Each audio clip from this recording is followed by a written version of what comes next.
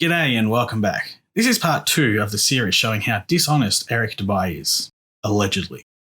If you didn't catch part 1, the link is in the description below. And if I remember to add the card, it'll be up there or there. I have no idea which side. Now sit back and enjoy.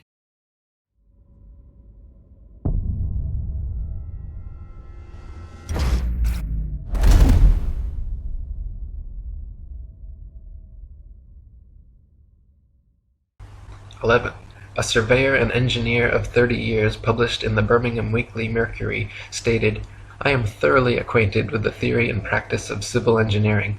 Let me just stop you right there. The Birmingham Weekly Mercury was a publication, again, from the 1800s. And this argument is widely used in the Flat Earth conspiracy articles. However bigoted some of our professors may be in the theory of surveying, according to the prescribed rules, yet it is well known amongst us that such theoretical measurements are incapable of any practical illustration. All our locomotives are designed to run on what may be regarded as true levels or flats.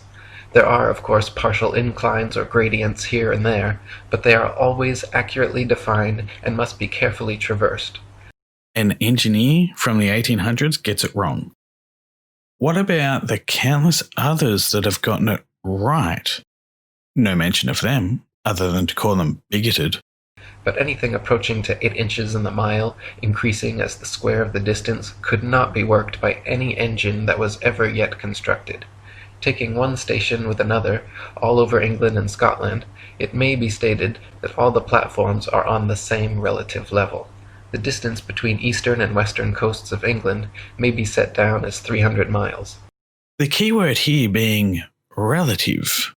Here you can see the difference between absolute level and relative level. Guess which one is reality? If the prescribed curvature was indeed as represented, the central stations at Rugby or Warwick ought to be close upon 3 miles higher than a cord drawn from the 2 extremities.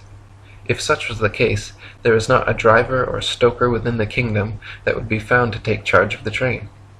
We can only laugh at those of your readers who seriously give us credit for such venturesome exploits as running trains round spherical curves.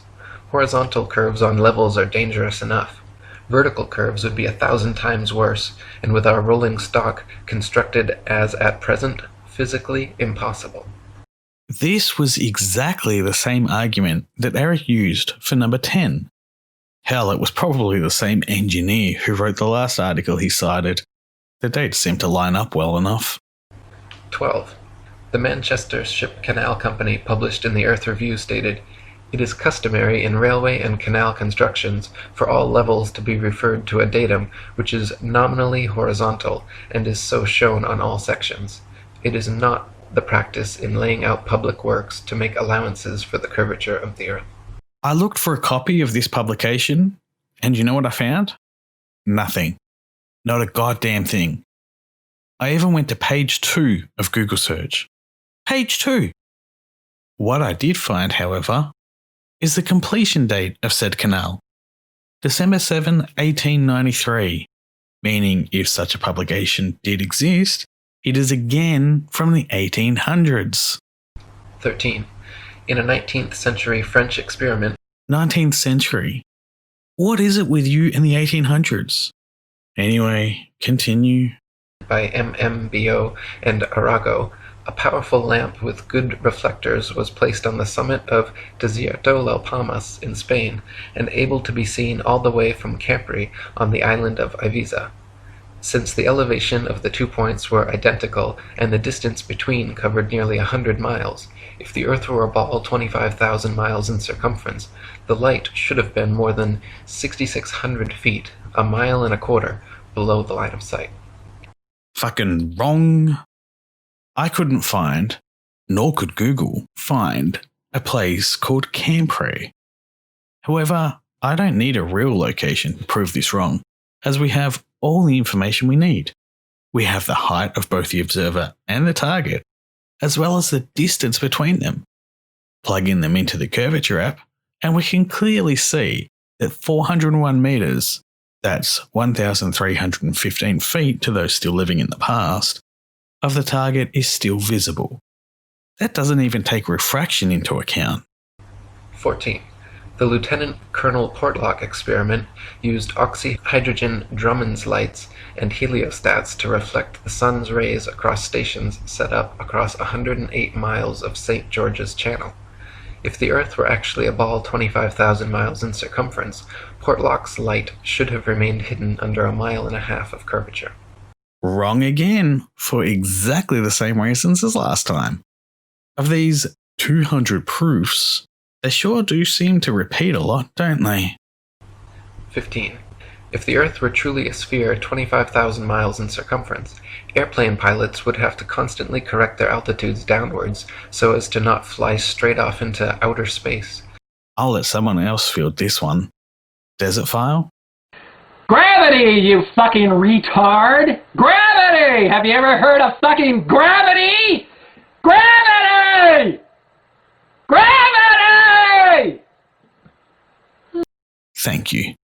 A pilot wishing to simply maintain their altitude at a typical cruising speed of 500 miles per hour would have to constantly dip their nose downwards and descend 2,777 feet, over half a mile, every minute. Otherwise, without compensation, in 1 hour's time, the pilot would find themselves 31.5 miles higher than expected. Pilots are, or were, constantly making adjustments. Nowadays, it's all done by computer, so they don't need to. 16. The experiment known as Airy's failure. Oh dear God. Another experiment from the 1800s.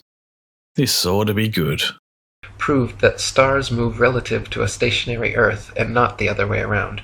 By first filling a telescope with water to slow down the speed of light inside, then calculating the tilt necessary to get the starlight directly down the tube, Airy failed to prove the heliocentric theory, since the starlight was already coming in the correct angle with no change necessary.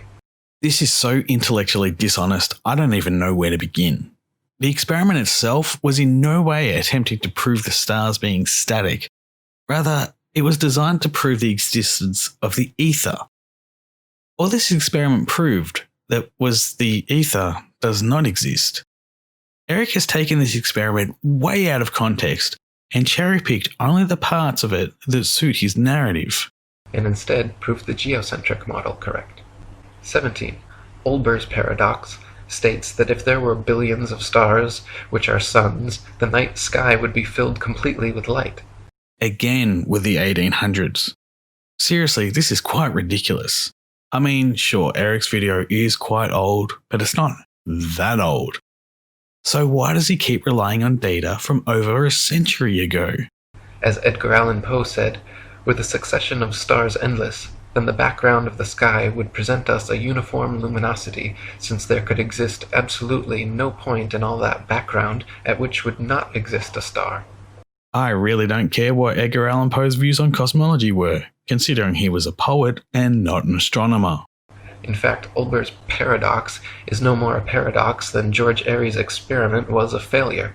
Both are actually excellent refutations of the heliocentric spinning ball Earth model. Both are also completely wrong.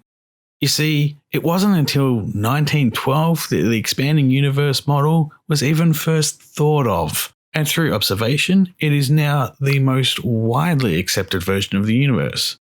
We know far more about physics now than we did in the 1800s. As Eric inadvertently pointed out in number 16, in the 1800s, scientists still thought the ether filled space. 18. The Michelson, Morley, and Sagnac experiments attempted to measure the change in speed of light due to Earth's assumed motion through space. After measuring in every possible different direction in various locations, they failed to detect any significant change whatsoever, again proving the stationary geocentric model. Again, with science taken way out of context. At least this experiment is from the 1900s. However, it is from the early 1900s, when the ether was still thought of as a thing. The experiment was to measure the drag effect of the ether on the Earth. 19. Tycho Brahe famously argued against the heliocentric theory in his time. In his time? as in the 1500s? Are you kidding me? This has to be a joke, right? Positing that if the Earth revolved around the Sun, the change in relative position of the stars after 6 months' orbital motion could not fail to be seen. You see, Tycho was using the good old eyeball Mark I, since the telescope wouldn't be invented until after his death.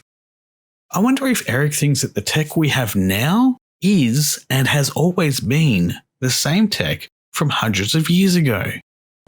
He argued that the stars should seem to separate as we approach and come together as we recede. In actual fact, however, after 190 million miles of supposed orbit around the Sun, not a single inch of parallax can be detected in the stars, proving that we have not moved at all. While Tycho was an astronomer, he simply didn't have the tools we have now. Not to mention some of his flaws of being an astrologer, an alchemist, and his greatest flaw of all, being Danish. 20. If Earth were truly constantly spinning eastwards at over 1,000 miles per hour, vertically fired cannonballs and other projectiles should fall significantly due west. Why? Why would they do that? Relative motion is a thing. Do you really think that gravity stops at the surface of a planet? In actual fact, however, when this has been tested, vertically fired cannonballs shoot upwards an average of 14 seconds ascending, 14 seconds descending, and fall back to the ground no more than 2 feet away from the cannon, often directly back into the muzzle. Directly back into the muzzle? I'm going to have to call bullshit on that one. Unless they were fired on a dead still day, and I mean dead still, no wind at all, or inside of a vacuum chamber? But yes, of course they would land close to the origin. I also don't suggest trying this with a cannon. Use a simple thing, like a tennis ball, simply thrown into the air.